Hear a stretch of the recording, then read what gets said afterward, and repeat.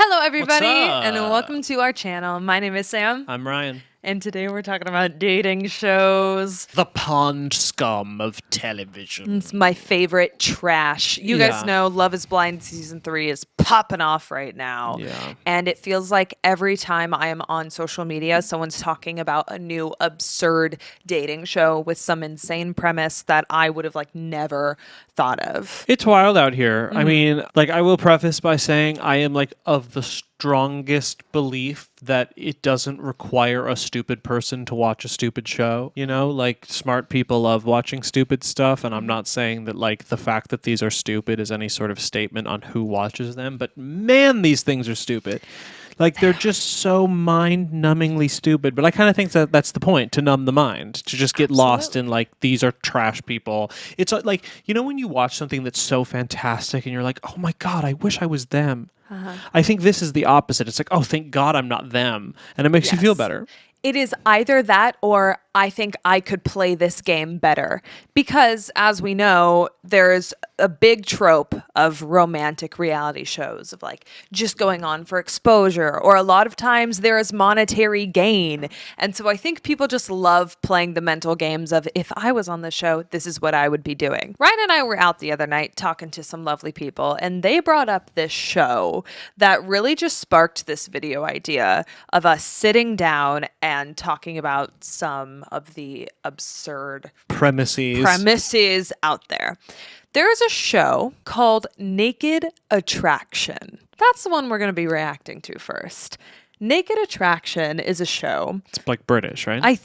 I'm pretty sure it's British. In this show, people pick their... Well, now, hold on. Should we just show them the trailer first? Let's just watch the trailer. Is this just something that needs to be seen This to be is something believed? that needs to be seen. All right. So let's watch the trailer for Naked Attraction. In this dating show, we go back to basics Are you ready? Bring on. and start where a good date often ends. Naked. Well, if it frightens you, then go for it. How do you feel about that penis? I think it would definitely be a big one. I think so. I'm going to say goodbye to green. Why? It's the toe. It's the toe? Yes. So this is a TV show where the partition, for lack of a better word, the side of the box slowly rises, and they can eliminate people based off of their feet, their shins, their knees, their thighs, their genitals. Again, this is British TV, so this is not TV in America. They show everything. You see their genitals. Wait, I'm sorry. Is that how British TV works? Yes. It's a long known fact that British TV just everyone's naked all Yes. the time. So just news anchors, just little titty flaps out, and they're like, No. oh, whatever. Anyway, it's going to be 55 degrees in Sussex tonight. No, not like the news, but in British TV allows nudity and How about everything. that? So they can stop it I believe at any point, and I just have to say, I think it would be horrifying to be in the box and then they're like, oh yeah, this is great, and then after the face is revealed, they're like, no. Well, isn't that the gag though? That the face is the last thing. The So face is it's the last thing. Oh, bad, bad.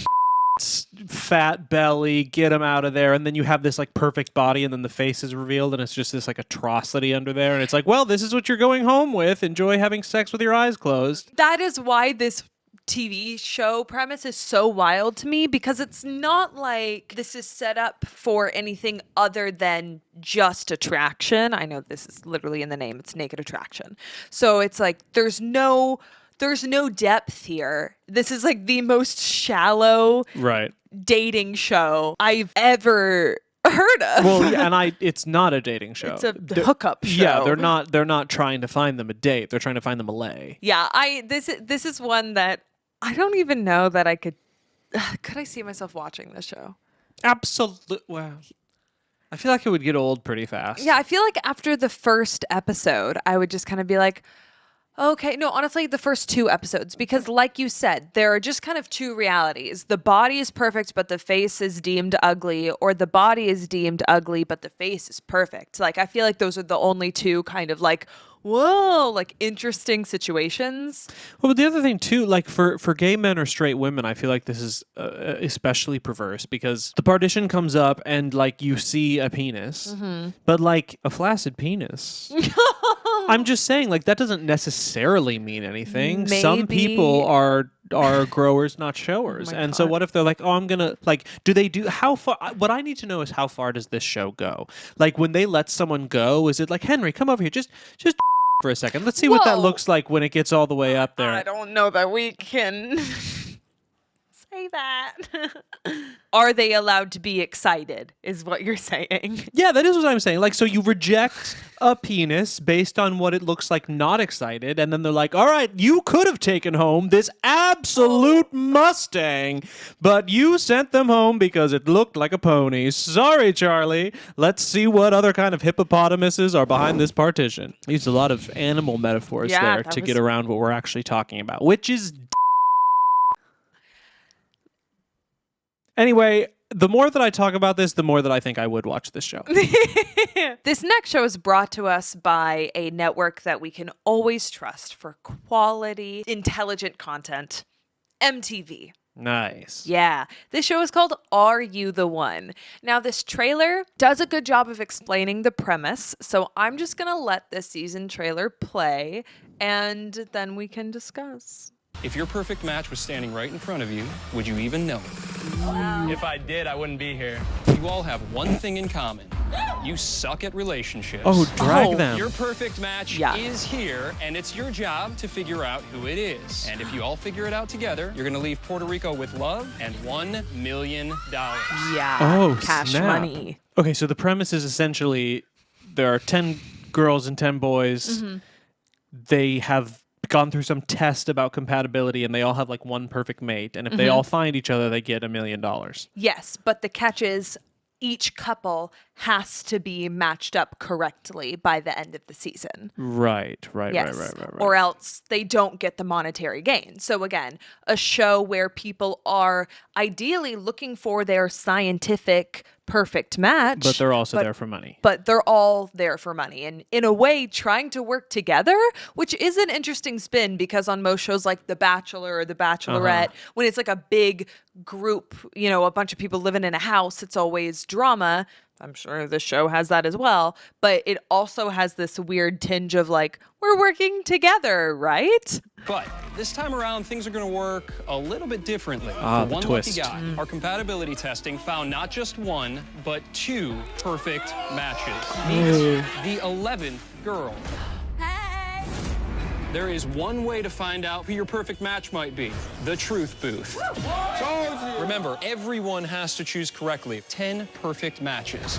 I put everything into this chick. You're not his match. The perfect girl for me is here. I'm crazy about her. You better not spend one wasted second dealing with somebody that's not your match. Are You the One? New season Tuesday, October 7 at 8:30 p.m. Okay, wow, that's wild. I kind of want to watch this one, not gonna lie, because it feels like a big like game of Clue almost. Right, it's like a competition, but because you're the primal competition of like, no, she's mine. But it's also like then a machine is like, well, she's actually not yours. And it's like, oh gosh. Like, but then there's also, of course, you know, there's the time element. And when time is a factor, it's like, who am I attracted to rather than like getting to know them and being like, oh, this is actually a match for me. And they're all technically cooperative Yeah. because they want to win money. This is wild. This is a really good premise, in my opinion, because there are so many like contradicting factors. For example, if two people are really attracted to each other, but they go into the booth and it's like, oh, you guys aren't a match, but they actually hit it off, then that's good conflict because it's Right. like, oh, you guys actually can't be paired for this show. Well, yeah. So it's like, okay, well, here's my number. Exactly. Call me after we win $1 we'll million. get and together. I'll go, hook up with Sally, who's perfect for me, but Exactly. I'll But- f- you afterwards. So there are a lot of ways to like play the game, but then of course people get super possessive. And I also think there are a lot of rules about like how frequently you get to go into like the truth booth Right. and put your hands on the little readers. So it's not like you can just fully process of elimination it. like there's some element of risk with making your pairings. A lot of the times when I think about these dating shows, I'm like, who was in the room and approved this? Like, who got the pitch of like, yeah, so we're just going to like go from toes to head and watch these naked people and just have some random Yahoo come in and be super objectifying. I'd be like, who greenlit this? This, I totally understand why this was greenlit. This is fantastic. Yeah. A really good premise. Okay, so I will say, and, internet be darned, I actually know nothing about Love is Blind. You started this video by being like, Love is Blind is like popping off season 3. I was like, season 3? I didn't even know what season 1 was about. What is that show? So, Love is Blind is a Netflix original dating show. So, Netflix got in on this game, and boy, the first and second seasons were crazy. I have not seen the third season yet, but here's the premise. A bunch of individuals, male and female, go into pods where there's a wall in between and the pods are connected. You can't see who is on the other side. You can only hear them. So they're given a certain amount of time to mingle with people on other sides of the pods and make connections. And then they have to essentially get engaged. Yes, get engaged in the pods. So they commit to a proposal without having seen the person. The premise is to see if love is actually blind. If you spoiler alert, of course it's not. Yeah. Okay, wait, I need to watch this trailer now. No, there's more. There's more. After they are engaged, they get to see each other in person for the first time.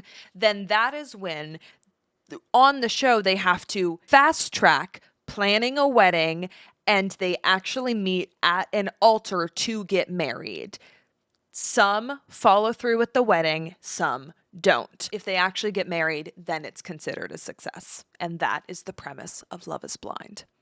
Yeah, but how many of them stay together, though? I mean, like, they always get married at the end of The Bachelor, and all of those motherfuckers get divorced at the end. That's not true. Oh, we do have a handful. Yeah, but whatever. Here's what I will say. There is monetary gain, not pitched as a part of the show, but there's monetary gain for people that get married and like stay married. Same thing with The Bachelor and The Bachelorette. If they stay married for X amount of time. Having absolutely no prospects and marrying a lawyer. There's financial gain of staying married. Like, yeah, people do this all the time. But they get money from the show. And then on The Bachelor and The Bachelorette, they have to stay married for a certain amount of time before they get to keep the ring, and then the ring is theirs, and most of them then split and then sell the ring because they're like these insane custom design rings. So there's monetary gain. That's just what I'm saying. All right, let me watch this Let's trailer. watch the trailer for season 3 of Love is Blind. It's scary, but I'm here because I'm looking for a husband. No. It's been one of the hardest things dating as an adult. Am I really gonna meet my wife in the grocery store? I've done a lot of this life alone, and I just don't want to do it alone anymore. Pods are open! I'm very confident in who I am, and I deserve someone who understands that. I grew up without heat and AC. I definitely don't want my quality of living. I mean, these are all attractive people. It's not like they've got uggos. I can't believe I just did. You're 25? Are you serious? How are you here? How did I meet you in here? Will you marry me? Will you marry me? Will you marry me? What the f? We're engaged! I haven't connected the person in the pod with the person I'm looking at. There are so many unanswered questions. You're lying. You're trying to be somebody else and you're not. He loves, but he runs. He gets scared. Do you think I should have any reservations? Are you kidding me? We should just swap fiancés. I'm having feelings for multiple women right now. She's not the girl we see you with. The person that I love doesn't love me. Tell me how to stay, because I'm out. Oof. Cheers to the rest of our lives. Is love truly blind? No, it's not. We already know that it's not. We already know. What a gag. I mean, yeah, I don't know. So, yeah, I mean, I was sort of expecting like a very sort of eclectic mix of women and men, but they just looked like Bachelor and Bachelorette contestants. Like they all were objectively pretty attractive people. I mean, I will say there are way more people that were actually showed because obviously. Oh, how many pods are there? Well, so if you don't get engaged, you don't continue through to the show. So like they start out with like I want to say it's like 30 men and 30 don't women. Continue through to the show? So Well, like the audition process is getting engaged? No, like they film all the pod stuff, but the pod stuff is only I want to say a handful of episodes, and then it's all about like okay, the couple like seeing each other and all those trials. So there's a like half, I would say, of the cast of both male and female. Like you don't see them after 3 episodes. Where they're just like because they didn't make a match. Bad personality, shit voice. Yeah. Never, we didn't have fun in the pod. Yeah. Okay, but how many people on average go through to the marriage part of it? How many couples? 10? Yeah, I think it's around 10. Okay. What I will say is in past seasons, there have been examples of people not finding the other person attractive once it's revealed. And then they kind of just unpack that for a few weeks and then either break up or it's like revealed later that they're not physically attracted to the person. So even though I would say most people are objectively attractive or at least like someone's type, there are still moments. Of course. Someone can be objectively attractive but not attractive to you. Yeah, exactly. Has there ever been someone who is like, okay, I'm not attracted to them, and then it's like, but like I'll stick it out for a few weeks and see what happens, and then like the fire starts to get lit for them? Oh, no, there was a fake fire that was lit once, and then it was like, oh no, you're still not attracted to this person. They were literally like, they remind me of like my aunt or whatever. And it was like, oof. So yeah, this show is really engaging watching it. Like I said, I've watched engaging. I've watched 2 seasons. It's really fascinating to see, but I do always kind of lose steam once it's like, wow, we started living together and I just can't get over the fact that he leaves his milk out sometimes. I just don't know if I can do this. I just don't know if I can get married. Right. Like the arguments that they the have. producers manufacturing conflict because they don't have anything else to film. But that's every reality television show. None of it is real. This is the funniest thing, that reality TV is called reality TV when it's all staged. It's all fake. Yeah. It's just absurd though, because it makes a lot of these grown adults look like they have like never been in a relationship before, like don't know any amount of conflict resolution. It is awfully infantilizing, isn't it? Yeah. Interesting. It just makes them all look stupid, and I'm sure a lot of these people are competent people, but I always cringe a bit when I hear people say like, I chose to come here to find my husband. Yeah, no, you didn't. You chose to come here for the attention and for the Instagram followers, and a producer literally just told you to look at the camera and say, I came here to find a husband.